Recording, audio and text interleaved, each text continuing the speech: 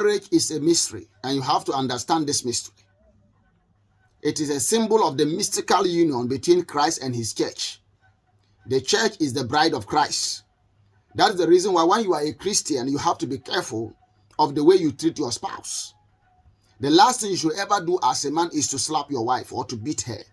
The last thing you should ever do as a woman is to knock your husband or rain abusive language on him.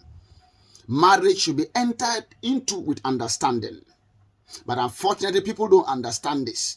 That is the reason why God didn't create the woman as a single entity. He created the man first, then caused the man to fall into a deep sleep. And he took one of the ribs and created the woman, according to Genesis chapter 2, verse 21. So when you slap your wife, you are slapping your rib. When you knock your wife, you are knocking your rib. When you insult your husband, you are insulting your very self. Let there be peace in every marriage in the name of Jesus. May the Spirit of the living God give us the understanding that we need in marriage so that our marriages will thrive very well.